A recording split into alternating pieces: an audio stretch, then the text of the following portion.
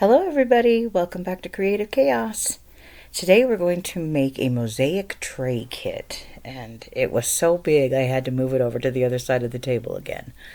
So it came with a little tray and a sponge that you use for the grout. It came with these tiles which did not match what the picture showed. It's interesting. The tiles were shaped like triangles and squares, whereas the mosaic showed it just looked like broken pieces of tile. So it was interesting.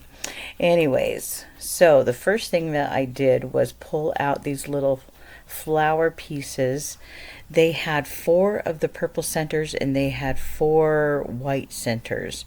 For the flowers themselves, I opted to go with 2 of the white and 1 of the purple, but I wind up bringing the other ones in at the end of it anyways, just because I was afraid I wasn't going to have enough tiles to be able to finish the project. So this is me pulling them out, and then first thing you do is arrange your flowers, and I put the petals in the wrong direction. I was thinking they were going to look more like this, and then looked at the picture and went, wait a minute, that's not the way they're supposed to go. So I have to come back in and turn them all around. Because the pointy side was supposed to point out. Now they want you to glue everything down. And this is, I think, where they expected you to put the mosaic in first and then just start gluing everything down after you've put everything in. But I didn't think that I would be able to figure out which ones I had already glued down and which ones I hadn't, which I guess looking back on it, if it didn't lift up, I glued it down. Which makes so much more sense, but it also would have taken a lot more time. Anyways, I'm a beginner at this, so we'll just go with what I'm doing. The problem with doing that is I went and put too many tiles really close together at the beginning, so that near the end I started to be concerned about whether or not I had enough tiles. And so you'll see me, luckily the glue doesn't dry immediately, it's a slower drying glue, and I was able to pull some pieces out and put them where I needed them to go, and kind of maneuver the other pieces so that they what's the word I want, so that they filled in the gaps. So here we go. We're just gonna watch me do this repeatedly around. I wanted to talk a little bit about June is PTSD Awareness Month. It might seem like a weird segue into this, but I've been thinking a lot about it because I suffer from PTSD. I actually suffer from something called CPTSD, which is complex PTSD. PTSD, not PSD. I have referenced this a little bit before, but I was so the difference between the two is that PTSD can come from one incident, one accident, one experience, whereas complex means it's from repeated feelings of being unsafe, of being harmed, of being used, of being neglected, whatever kind of abuse you may be going through. I was about 3.5 when it started. We moved into a neighborhood where there was rampant, unfortunately, a particular type of abuse going on. I don't know if I can say that on YouTube, so I prefer not to.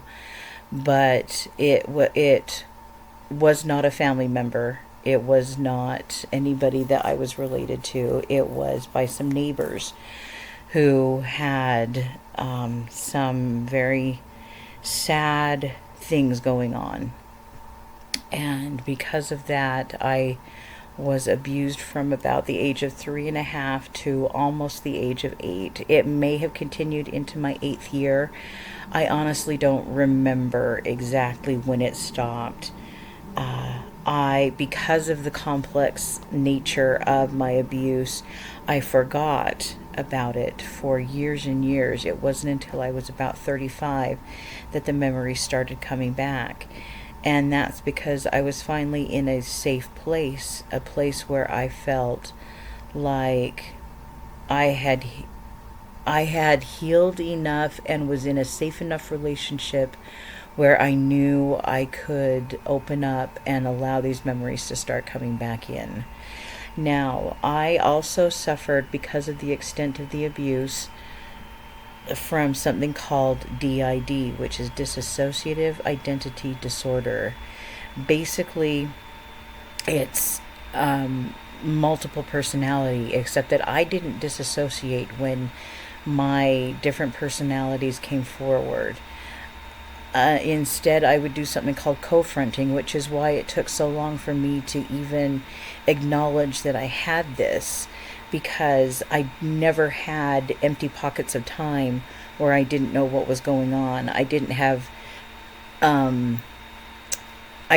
like discussions with people and then not remember having those discussions.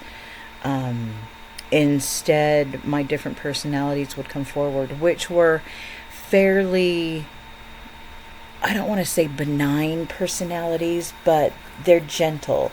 They were gentle personalities. The only one that wasn't gentle was my anger-based one, and I didn't let him come forward very often because getting angry was a trigger for me. So, I'm trying to think of where I was going to go. Oh, yeah. So, basically, PTSD is a response where... Oh, let me go over to where I was.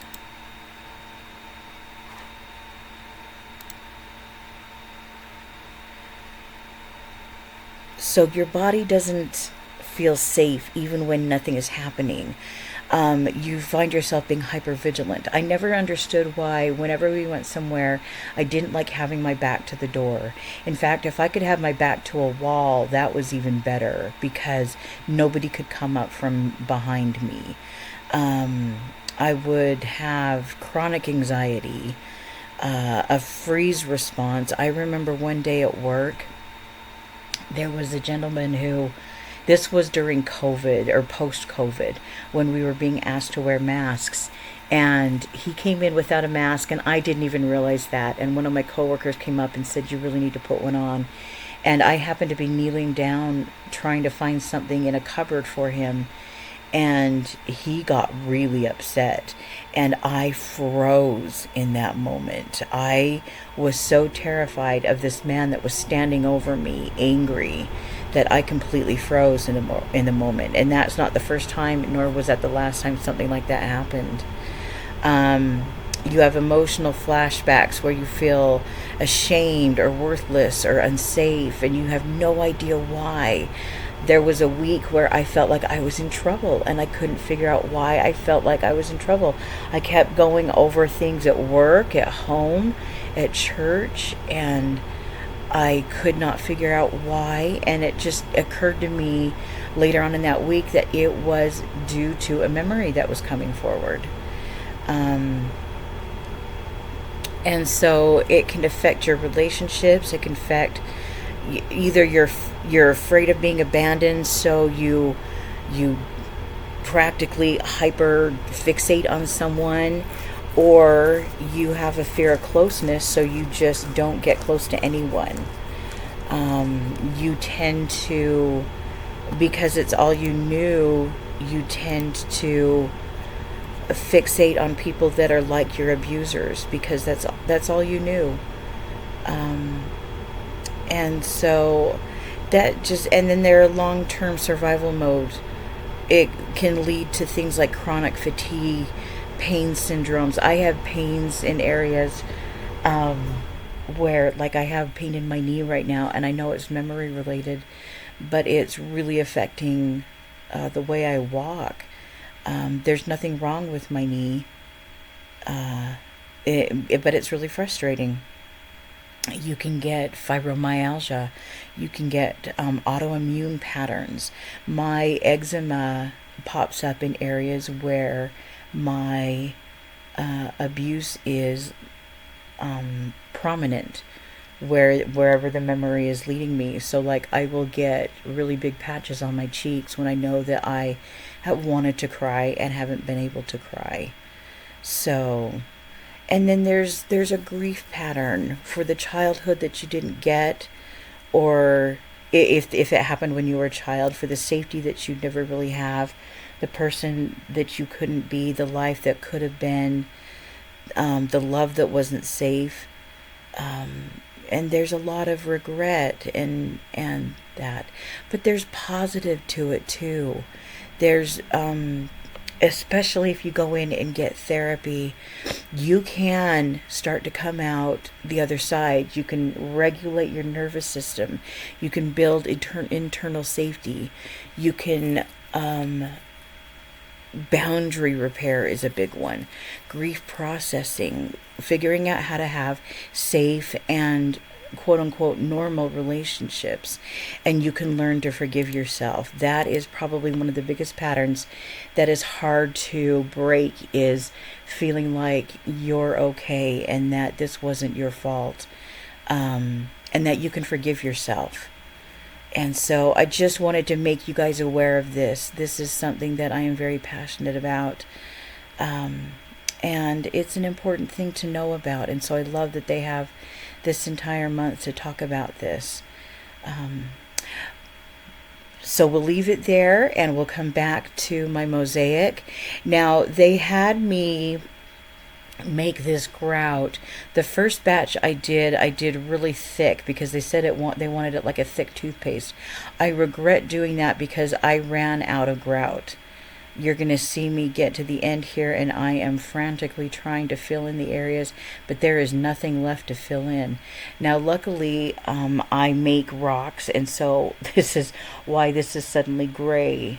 There is this is basically I'm filling it in with stone, and so I got to put a little bit more in there. And this last part I just made it so thin that I was able to just pour it out, and I kind of poured it along everywhere, hoping that it would maybe cover it up. And then see, I just made a mess of it. I really did. And so I even just took the knife away and just used my glove and using my hand to kind of spread it around. I think I was hoping that it would cover up the white so that it just looked like it was all gray. But then, even though I left it for several minutes, it wasn't hardening quickly, and so I ended up wiping most of it away anyways. So, but I didn't leave it as long as I should have, even for the white part, because that kept coming up over the stones as well. So I ended up leaving it for quite some time and then coming back, and the gray stuff was still kind of messy, but I got most of it up and was able to I'm trying to look at the time and see how much more time I have. Okay, so I was able to come back and I don't know what I'm doing during this part, but apparently I left it for quite some time. So I hope that you didn't mind me going into that little foray with the PTSD. I just think awareness of it is important, especially if you've had any trauma yourself. It takes a long time. I seriously have been in therapy for about 6.5 years, and I still have memories coming forward. I still have one coming forward that has to do with my knee and other things, and so it's important to let people know, especially for those that may be thinking about going into therapy themselves, I highly recommend it. It is not easy. It is not easy. And hopefully you won't need to be there for as long as I was there.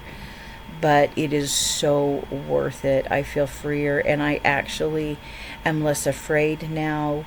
I am finding that I have courage just in the last month and a half that I have not had in quite some time. So it's a good thing. Anyways, I hope you like the mosaic. It does, the brown part did, or the gray part did kind of lighten up over the 24 hours that I left it, but this is the way it is, and I love it. And so I hope you guys have a great day. Bye.